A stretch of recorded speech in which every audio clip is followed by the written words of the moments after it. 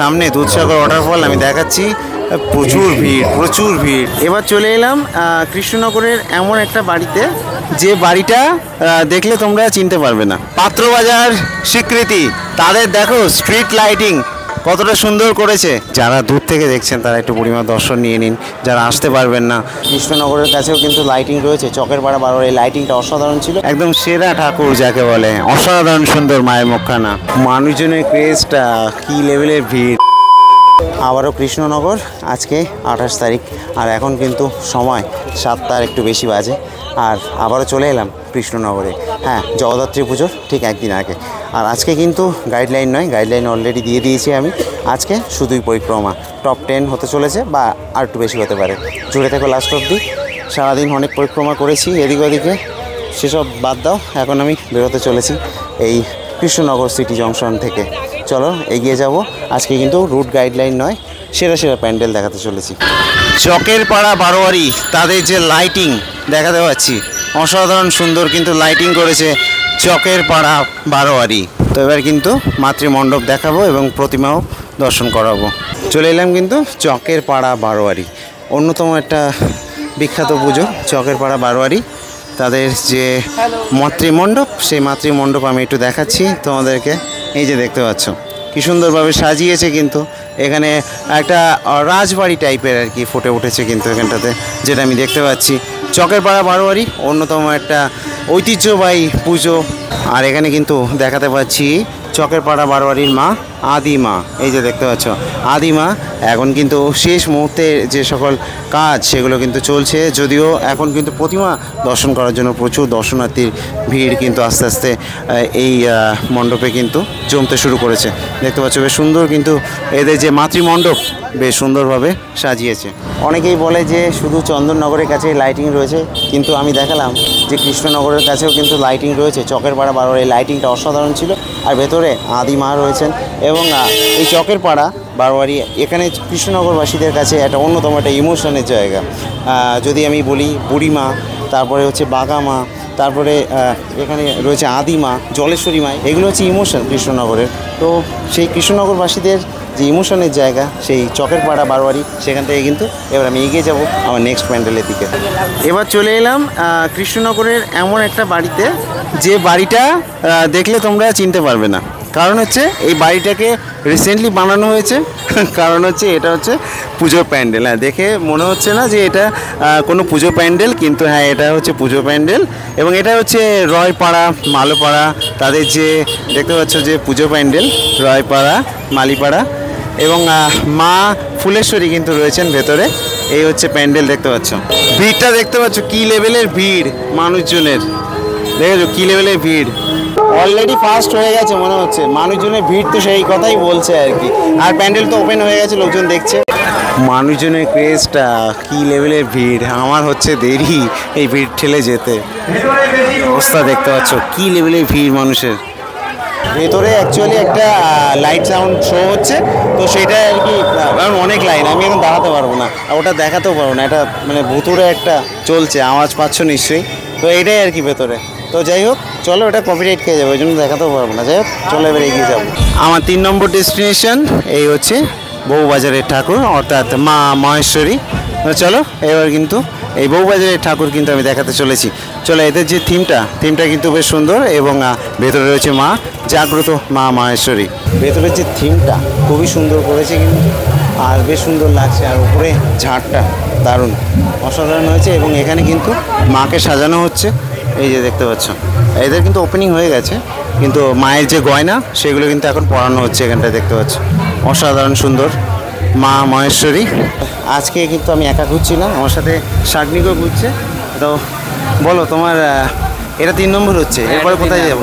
এরপরে আমরা যাবো হচ্ছে পাত্রবাজার স্বীকৃতি ক্লাব, তারপর দিক দিয়ে পরপর একদম বাগাডাঙ্গা যাচ্ছি। হ্যাঁ, বাগাডাঙ্গা যাচ্ছি। ওকে, চলো দেখি যাওয়া তো, টাইম কম আছে, ওই জন্য রয়পাড়া মালিপাড়া যে ঠাকুরটা দেখাতে পারলাম না। এমনি ভেতরে যে সাউন্ড শোটা চলছে ওটা আমি দেখাতেও পারতাম না, কিন্তু ঠাকুরটা দেখাতে পারলাম না, কারণ লাইন মানে যেই ঢুকতে যাবো সেই আবার আটকে দিল, অনেকক্ষণ ধরে দাঁড়িয়েছিলাম। যাই হোক, চলে এগিয়ে যাবো। এবার চলে এলাম কৃষ্ণনগরের আর এক ইমোশনের জায়গা, বাগাডাঙ্গার বাগামায়ের কাছে। তো এই হচ্ছে বাগাডাঙ্গা বারোয়ারি, তাদের যে পুজো প্যান্ডেল। এবছরের থিম কিন্তু নারী শক্তি, মহিলাদেরকে নিয়ে ফুটে ওঠা প্যান্ডেল। এই হচ্ছে ওদের পুজো প্যান্ডেলটা। দেখো, আমি পুজো প্যান্ডেলের জন্য কিন্তু এটাকে আমি টপ 10-এ রাখিনি। বাগাডাঙ্গাকে টপ 10-এ রাখার অন্যতম কারণ হচ্ছে বাগামা। চলো এবার মাকে দেখাবো। তো এই যে দেখতে পাচ্ছ বাগাডাঙ্গার বাগামা, দেখতে কত সুন্দর লাগছে। মায়ের মুখখানা দেখো, একদম সেরা ঠাকুর যাকে বলে, অসাধারণ সুন্দর মায়ের মুখখানা। আর এখন কিন্তু এই যে চালিটাকে সেট করা হবে, আর এখানে কিন্তু রয়েছে নিচে বাঘ দেখতে পাচ্ছ, এই জন্য কিন্তু নাম বাগাডাঙ্গা। অসাধারণ মায়ের মুখখানা। এবার আমি দেখাতে চলেছি পাত্রবাজার স্বীকৃতি। তাদের দেখো স্ট্রিট লাইটিং কতটা সুন্দর করেছে, অসাধারণ লাইটিং করেছে কিন্তু স্ট্রিট লাইটিং। এবং এটা বেয়েই কিন্তু এগিয়ে চলেছি। পাত্রবাজার স্বীকৃতি এবছরের থিম কিন্তু ব্যাঙ্গালোরের ইসকন মন্দির। আমার পেছনে এটা হচ্ছে পাত্রবাজার স্বীকৃতি। প্রত্যেক বছর কিন্তু থিমের জন্য খুবই বিখ্যাত হয়। এবছর করেছি কিন্তু ব্যাঙ্গালোরের ইসকন মন্দির। দেখো কতটা সুন্দর করেছে। তবে বলে রাখি যে এর মাথা যেটা, এটা কিন্তু দীঘার জগন্নাথ মন্দিরের মাথা। তো যাই হোক, এইভাবে আর কি প্যান্ডেলটাকে সাজিয়েছে। এই হচ্ছে স্বীকৃতি ক্লাব, এবং ভেতরে কিন্তু মাকে সাজানো হচ্ছে দেখতে পাচ্ছ। তো আমি এখান দিয়ে দেখিয়ে দিলাম। এই সামনে দেখো শ্রীকৃষ্ণর যে ছবি রয়েছে সামনেটায়, তো দেখতে কিন্তু খুব সুন্দর লাগছে। এবং এই প্যান্ডেলটা কিন্তু বাইরে থেকেও দেখা যাবে। তো এই যে দেখতে পাচ্ছ, এবার কিন্তু যেতে চলেছি বুড়িমার কাছে। আর বুড়িমার যে লাইটিং, অর্থাৎ চাষাপাড়া বারোয়ারির যে লাইটিং দেখতে পাচ্ছ, অসাধারণ সুন্দর কিন্তু করেছে। এগিয়ে চলেছি কিন্তু বুড়িমার কাছে, কৃষ্ণনগরের ইমোশন বুড়িমা, সে বুড়িমার কাছে এগিয়ে চলেছি। লাইটিং দেখাতে দেখাতে যাচ্ছি, দেখো কত সুন্দর লাইটিং করেছে, বেশ সুন্দর লাগছে কিন্তু। দেখো অসাধারণ লাইটিং। আর এইটা কিন্তু দ্বার, এই দ্বার দিয়ে কিন্তু এবার ভেতরে ঢুকবো। আর অসাধারণ সুন্দরভাবে কিন্তু করেছে লাইটিং, দেখতে পাচ্ছ। দেখো দারুণ লাইটিং করেছে। আজকে 28 তারিখ, আর আজকেই কী লেভেলের ভিড় বুড়িমাকে দেখার জন্য। তাহলে ভাবো যে 29 তারিখ আর 30 তারিখ, মানে কাল আর পরশু কী লেভেলের ভিড় হতে চলেছে। ভিড় দেখো মানুষজনের। আর বুড়িমাকে কিন্তু কালকে চক্ষুদান হয়েছে। আর যদি বলি তো আগামীকাল কিন্তু গয়না পরানো হবে। এই যে বুড়িমা দেখতে পাচ্ছ, কৃষ্ণনগরের ইমোশন, যাকে ঘিরেই এত আনন্দ আয়োজন, সেই বুড়িমা। অসাধারণ লাগছে কিন্তু বুড়িমাকে। এবং আমি বলবো যে এই যারা দূর থেকে দেখছেন তারা একটু বুড়িমার দর্শন নিয়ে নিন। যারা আসতে পারবেন না তাদেরকে আমি একটু দেখিয়ে দিই। এখনও কিন্তু বুড়িমা কালকে গয়না পরানো হবে, এবং তারপর কিন্তু বুড়িমা পুরোপুরিভাবে সেজে উঠবেন। আর পরশুদিন কিন্তু বুড়িমার পুজো রয়েছে 30 তারিখ। তো এই হচ্ছে দেখতে পাচ্ছ বুড়িমা। এবং আমি কিন্তু নিরঞ্জন শোভাযাত্রায় থাকতে চলেছি প্রত্যেকবারের মতো এবারও। দেখতে পাচ্ছ অসাধারণ সুন্দর। জয় বুড়িমা। তো মোটামুটি কাল থেকে কিন্তু পা ফেলার জায়গা থাকবে না, এটুকু ভেবে চিন্তে আসবে বুড়িমার কাছে। আর বুড়িমার আশীর্বাদ সবার মাথার ওপর থাকুক। চলো এবার এগিয়ে যাবো আমি আমার নেক্সট ডেস্টিনেশনের দিকে। এই যে পুজোগুলো রয়েছে, এই সব পুজোগুলোর কিন্তু যে গুগল ম্যাপের লিঙ্ক আমি আমার ডেসক্রিপশন বক্সে দিয়ে দেবো। এবার কিন্তু আমি যাচ্ছি ঘাটের দিকে, ঠিক আছে? ঘাটের দিকে রয়েছে কিন্তু মা জলেশ্বরী, আর আরেকটা পুজো রয়েছে। দুটো পুজো দেখাবো ঘাটের দিকে গিয়ে। চলো এবার কিন্তু চলে এলাম গোলাপটি বারোয়ারি। তাদের যে থিম দেখতে পাচ্ছ ফুটে উঠেছে এখানে, কিন্তু শহীদ দিবসকে আর কি স্মরণ করা হয়েছে, শহীদদেরকে। আমার মাতৃভাষা এইটাকে আর কি ফুটিয়ে তোলা হয়েছে। অর্থাৎ যেটা দেখতে পাচ্ছ যে 1952 সালে যে ভাষা আন্দোলন, সেটাকেই আর কি ফুটিয়ে তোলা হয়েছে কিন্তু গোলাপটি বারোয়ারি। এবং এখান দিয়ে আমি আর কি প্রবেশ করবো ভেতরে। তার আগে এখানে দেখতে পাচ্ছি যে এই যে ওয়া ক খ সব কিন্তু ফুটে উঠেছে, দেখতে পাচ্ছ শালপাতার প্লেটে। চলো এবার ভেতরটাতে প্রবেশ করব।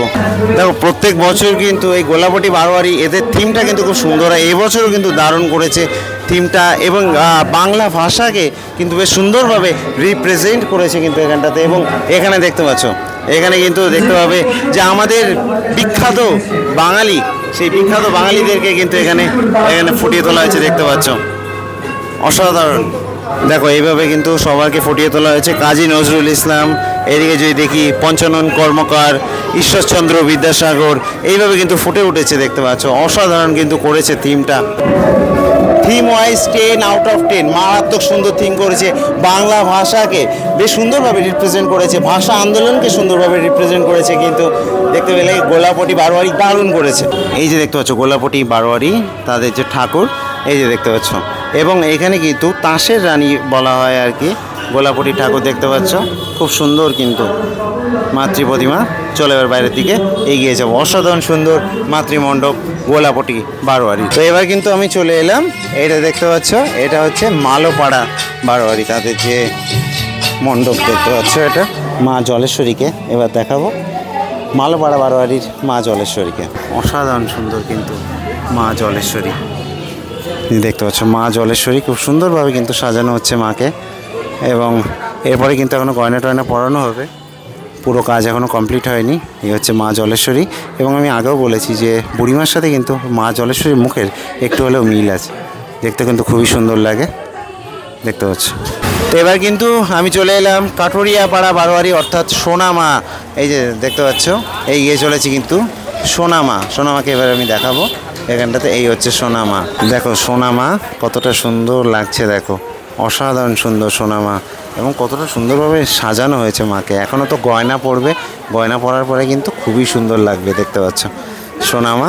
এবং সোনামাকে যখন নাচায় না, দারুণ লাগে, দারুণ লাগে। আমি 2022 না 23 সালে মনে আছে সোনামার যে নাচ, সেটা আমি দেখিয়েছিলাম, অসাধারণ।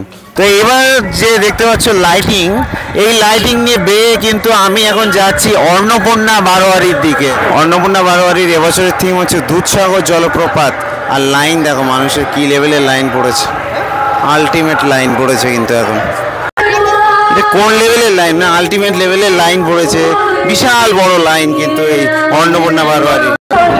দুধসাগর ওয়াটারফল, এই হচ্ছে এন্ট্রি। ঢোকার মুখে কিন্তু মহাদেব রয়েছেন, আর সামনে দুধসাগর ওয়াটারফল আমি দেখাচ্ছি।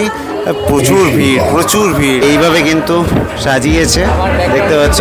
গোয়া যাওয়ার পথে তোমাদের যে দুধসাগর ওয়াটারফলটা পড়ে, সেটাই কিন্তু, আর গোয়ার একটা ফিল দেওয়ার চেষ্টা হয়েছে।